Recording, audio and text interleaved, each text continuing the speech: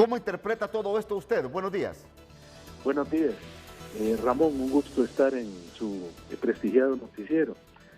Mire, yo lo interpreto como una forma de crear crisis para tratar de distraer los intereses del pueblo hondureño y la atención del pueblo hondureño en este tipo de cosas.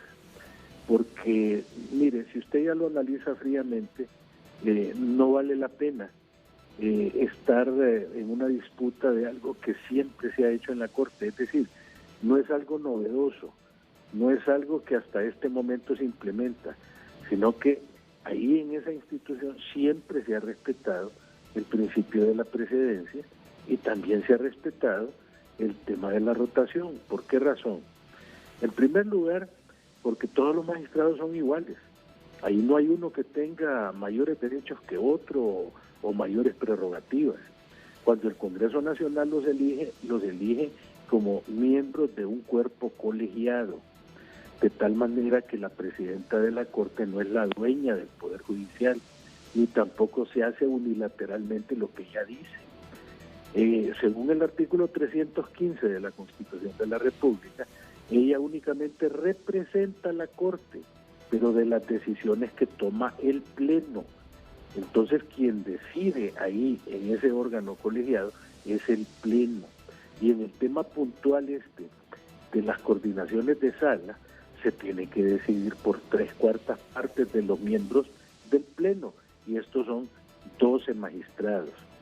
Entonces, si usted hace la resta, 5 magistrados nacionalistas están en contra de eso. Entonces no alcanzarían los 12, porque ahí solo hay 15 magistrados.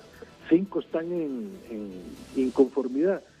Prácticamente solo se harían 10 votos si sumáramos los votos liberales, los 4 votos liberales a los 6 que tiene Libre.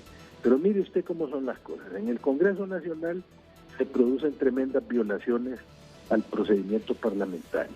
Acuérdese cuando ratificaron la adhesión al Banco Andino sin haber ratificado el acta, cosa que nunca se había hecho en el Congreso Nacional. Sin embargo, ahí lo hacen. Y usted va a ver que en la Corte Suprema pasa lo mismo. ¿Y quiénes vienen a defender la posición ilegal? Los mismos diputados de Libre. En el seno de la Corte, usted va a ver a los magistrados de Libre defendiendo a capa y espada que eso que han hecho es correcto. Entonces, me parece a mí que principalmente en la Corte Suprema, porque el Congreso es un órgano eminentemente político, y ahí pues todavía se admite que la gente adopte ese tipo de posturas cerriles, ¿verdad? Pero a nivel de la Corte Suprema, magistrados que fueron electos para impartir y administrar la justicia dentro del país, mandando ese mensaje de defender lo indefendible y de estar a capa y espada creando condiciones de legalidad, algo que todos ya sabemos que no la tiene. Entonces la gran pregunta es, ¿por qué hacer este tipo de actos en un lugar donde se supone que debe respetarse la ley? Si ya no se respeta la ley ahí, ¿qué podemos esperar nosotros, simples mortales que andamos viendo cómo sobrevivimos aquí en este mundo salvaje? Entonces, esas son las preguntas que debemos hacernos. ¿Cuál es el propósito último y final? ¿Qué es lo que pretenden? ¿Será que quieren alterar la precedencia para que el año electoral le toque a un magistrado de Libre? Y que cuando vayan a pegar ese montón de amparos o recursos de inconstitucionalidad ahí a la Sala de lo Constitucional, tengan en la coordinación de la sala un apoyo. Eso es lo único que se me ocurre a mí, porque no entiendo cuál puede ser el motivo último y esencial de hacer eso. Y lo otro, una caja distractora, la caja china, distraer a la gente en ese molote. Fíjese que llevamos toda la semana hablando de eso. Sí. Y la semana anterior estuvimos hablando de la rotación, o sea que ya nos tienen entretenidos por más de 15 días la misma babosada. Yo lo único que creo es que son distractores, porque eso me parece que es muy nimio, muy sencillo. Imagínense que la Sala de lo Constitucional tiene 5 miembros. Hay 2 nacionalistas ahí, que van a estar votando en contra de lo que proponga un magistrado de Lima, y viceversa. Hay 2 libres que van a votar en contra de lo que proponga un magistrado nacionalista. El magistrado fallecido, que es liberal, no haría nada porque siempre quedarían 3-2. Y ahí en esa sala, para que el fallo se considere emitido por la Corte, tiene que haber unanimidad, los 5. Entonces yo estoy viendo que ahí va a ser bien difícil encontrar esa unanimidad y las cosas van a terminar yendo al Pleno, y en el Pleno las cosas se van a decidir 8-7. Entonces, 8-7, ahí ellos, los del Libre, tienen 6, solo tienen que enamorarse a otros 2 más ahí para lograr obtener la mayoría. Y ahí hay 2 que se supone que coquetean con Libre. Y usted ya sabe quiénes son. Dígalos usted, hombre. Abogado, bueno, yo creo que las cosas deben de tomarse desde el momento que existen acuerdos, y los acuerdos, cuando son de caballeros, se respetan, ¿verdad? Se respetan. Ese es mi punto de vista. Ahora, sí me preocupa el hecho de que estemos entretenidos en varias cosas y no le estemos dando importancia a muchos temas de país. Pero hay que resolver esto de la Corte Suprema. Me están diciendo acá que el lunes hay convocatoria de pleno de magistrados, van a estar los 15 magistrados ahí, porque esto que se publicó ayer, sellado y firmado por la señora Raquel Obando, presidenta de la Corte Suprema de Justicia, este oficio queda sin valor y efecto porque la abogada Gaudí prácticamente renuncia a la coordinación de la Sala Civil. Entonces, el lunes será letal, será un día importante para poder solucionar esta situación en el Poder Judicial. Abogado Barrientos. Mire, tal como le dije al inicio, Ramón, en los órganos colegiados, como por ejemplo el Consejo Nacional Electoral, Tribunal de Justicia Electoral, Tribunal Superior de Cuentas, el Elefante de Blanco, Instituto de Acceso a la Información, en todos esos lugares donde son órganos de varias personas, ahí el que gobierna la institución es el pleno de los miembros de la institución, no es el presidente. Y en todos esos órganos de la presidencia se rota, y se rota precisamente para mantener el equilibrio, que no haya concentración de poder. La Corte es igual. Ahí se van rotando las coordinaciones de las salas, la presidenta únicamente representa lo que le dice el pleno, ahí el que manda es el pleno.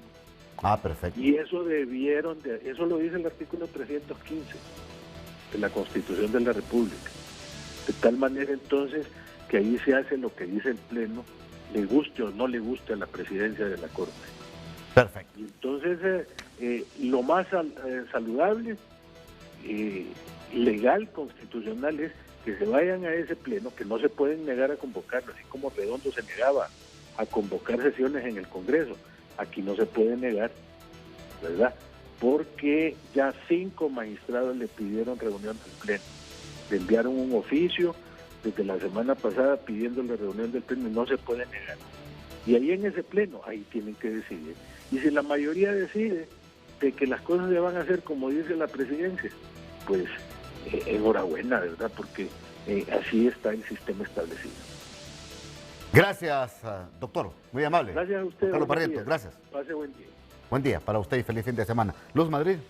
Claro que sí, ya tenemos conexión con el abogado Félix Ávila, referente a este tema que ha sido tan controversial en el país. Adelante, Félix, queremos saber también su punto de vista. Retomando, gracias, Luz Madrid, disculpas porque voy en carretera, pero estoy ya en un punto fijo y espero que la comunicación sea estable. Y como decía anteriormente, estimados amigos, yo quiero hacer una reflexión, y es que las Cortes Supremas de Justicia siempre tienen un problema de origen, y esta especialmente, y es, como le digo yo, es el momento, o mejor dicho, la forma de elección. Esta Corte Suprema de Justicia, como las anteriores, son producto de negociaciones de índole político. Al final, los intereses políticos son los que imperan. Los partidos políticos quieren tener ahí a verdaderos representantes para que de alguna u otra forma resuelvan estos problemas. Cuando la Corte Suprema de Justicia, como órgano máximo del Poder Judicial, se integraba por 15 magistrados, se mantenía, con 9 magistrados, se mantenía una proporción de 5-4, según cómo el partido ganara las elecciones, y acuérdese que el pueblo hondureño, de que se producía la elección de la Corte cada 4 años.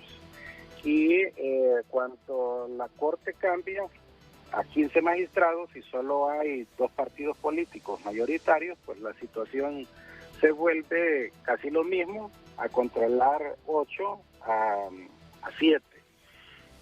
Con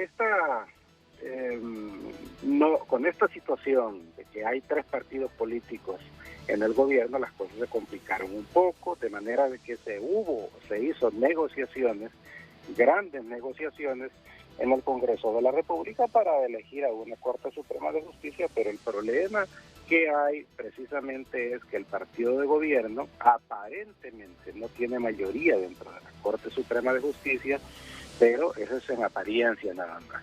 ¿Por qué digo en apariencia? Porque obviamente hay un partido político muy afín al partido de gobierno y eso es lo que se quiere hacer en definitiva.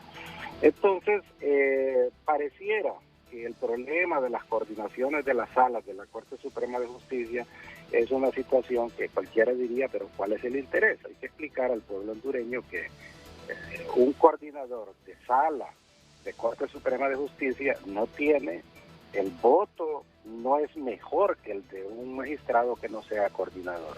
Al final, en la sala de lo constitucional, son 5 votos iguales. El cargo de coordinador o de presidente de sala es meramente administrativo, pero ¿cuál es la importancia de esto? El presidente o coordinador de sala decide en determinado momento qué asuntos, cuándo y cómo poder resolver un determinado caso. Solo pensemos en algo: se quiere resolver un asunto de mucha importancia y el presidente de sala puede buscar de algún otro modo un momento específico, quizás que un magistrado o 2 magistrados no se encuentren enfermos.